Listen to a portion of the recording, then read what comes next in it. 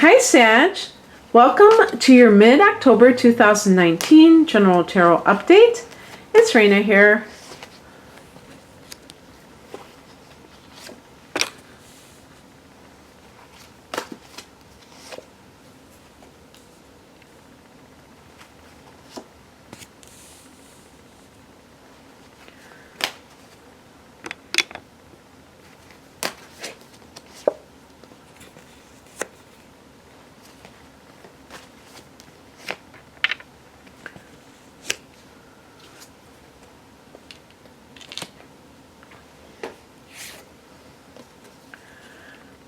The heart of the matter is the Eight of Swords. This is a card of the need to look at how you're talking to yourself right now, Sagittarius.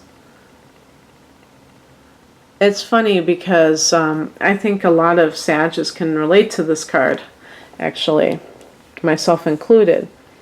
And part of it is, I mean, you know, for some people, for sure, this is like a lifelong challenge, that maybe you've always felt that sense of talking down to yourself. But there may be something recently that has been discouraging, and it keeps you ensnared. And you need to break free from it. So how are you going to do that? There are different methods. There are affirmations. There's being able to change your daily routine. Just by changing your routine, you can really shift your energy. And the big way that you can make this happen is by believing that it's possible. If your Mercury is in Scorpio, Sag, or even Capricorn, be very vigilant of your thoughts, because Sag in and of itself is a very positive sign, but the two signs adjacent to it both have their own challenges when it comes to positive thinking, and that's what Mercury is. And so this is one of those kinds of shades of differences where when people have a sun sign in one sign and Mercury in another, and Mercury can never be very far from the sun. So, but when you have it in one of those signs, it can be more challenging because Scorpio tends to be quite cynical and suspicious, and it's a fixed sign, so the mentality can be very rigid, and with the Eight of Swords can be those rigid thoughts that keep people trapped. And with Capricorn, it can be more of the pessimism of Saturn, where the person sees the glass half empty, sees the limitations in life. And you know, definitely not talking about being a Pollyanna, but being more expansive in your views. In the past position, we have the Seven of Wands, and some Sages may feel like they're fighting the world, like the people are challenging them and causing them to be on the defensive for some reason. And yet, I mean, and sometimes, of course, there are people like that in your life. The first thing I would say to you is, why are these people in your life? Anybody who's like that. I mean, even if it's a family member, why? Because these kinds of things over time can erode a person's self-confidence. It can create some of those negative thoughts represented by the Eight of Swords, the oppressive quality. And if this is a partner, for instance, who you are exposed to day in and day out, over time, this person can convince you even by their behavior, that you are the one at fault. And I guess I always say this when I get like the Seven of Wands in one of these positions. I say, be very careful about being in a relationship with somebody who always puts you in a position of having to defend yourself. Because when you are in that position, chances are you're going to have a hard time feeling good about yourself, because you're always going to have to explain yourself. That's a game. That's a tool of psychological warfare to get you to feel like there's something to defend. There's nothing to defend. None of us are perfect, and yet a partner who's always pointing out the imperfections is doing so to gain the upper hand in the relationship. At least that's how I see it, and I think that that's something to be very concerned about, and to definitely be thinking about how you can get away from that particular situation. The higher message is the King of Wands. To me, whenever I see the King, I think of self-empowerment. Wands, fire energy is wands, like Sag. This is like a spiritual advice. It's about gaining self-mastery. Self-mastery is very similar to the Magician card. You could even say it's the minor arcana version of it in some ways. And the Magician card connects to Aries, okay? So the King of Wands is about realizing that you're a sovereign soul, that you call the shots. You're the captain of your ship.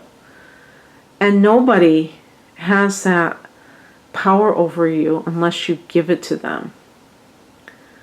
If you feel trapped, Sag, who is putting that blindfold on you in those? And actually the blindfold can be your own unwillingness to face the truth of the situation. But who is truly creating those bindings? Are you doing it to yourself with your self-defeating thoughts? So the King of Wands is about declaring your freedom, your sovereignty, your I think with the King, it's your complete self-determination. Like, you get to decide what you want to do in life. Nobody else says that, right? This is one of the things that's problematic in relationships, is that sometimes the other party doesn't want you to grow. Fire is about expansion. And Sages always need a new goal to dream, to dream big, to have that guiding principle. Maybe you've lost your dreams because you've been in a toxic relationship, Sag. And you need to reclaim your freedom. And by the way, when I say relationship, I mean, yes, I was in that moment referring to a personal relationship, but it could easily be a relationship, a work situation where somebody is, like even a boss is being so critical that you're constantly being put on the defensive. And yet you may feel like your hands are tied, that you can't go anywhere. The King of Wands could be suggesting that you need to start your own business.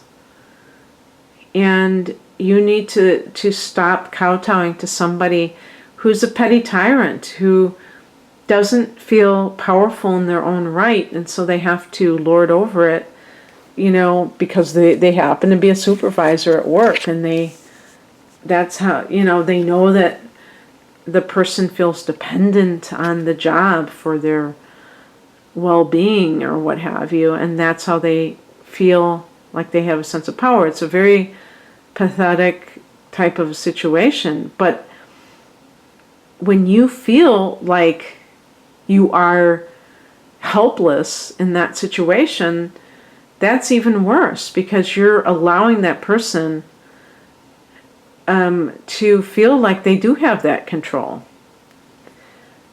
Well, crosses use the Fool card, so you may feel like you want to start fresh, you want to start new, but you can't. That there's something, that the stars aren't right, that the timing isn't right. And you could be right. There might be something you still need to do where you are. Whether this is a marriage or other type of serious relationship or a work situation, whatever it is. You might, before you can start a new cycle in your life, maybe you do have loose ends. There has to come a day of your emancipation. The question remains, do you feel that you are the one who is the only one who can, unshackle yourself? That's the real question. Because if you feel like somebody else holds the key to your fate, if you will, that's problematic. And hopefully you can pinpoint exactly what you need to do so that you can take that next step. Because I think with the Eight of Swords, you may be thinking that you need to wait for somebody to get some kind of conscience if you feel like you're being persecuted, or realize that they're mistreating you. And that's not how you free yourself. You free yourself by you realizing that you deserve better and you taking the next step. Not waiting for somebody else, because you could be waiting a long time. And a new life is awaiting you. What's coming in is represented by the Ten of Pentacles. It could be advice. The Ten of Pentacles can be family money or family business. It could, it might be a situation where, especially if you are trying to get out of a marriage that is not good, that you have to humble yourself and ask your family to help you out financially, because you realize that this is not something that you can do on your own. Maybe you tried to do things on your own and you just were stagnant, and so you just kind of like suck it up and ask your family to help you, because you have a child. This could be that something comes into your life like an inheritance. This is the inheritance card that allows you to not have to work at this company anymore, or not have to be in this loveless marriage, or this marriage where the other party is very derisive towards you. So it could be like money that frees you from those shackles as well. I always associate the Ten of Pentacles with Capricorn. So if there's a Capricorn person in your life, perhaps they're going to help you, assist you in some way. The outcome is the Queen of Swords. This can be putting your emotions on the back burner because you need to make an important decision.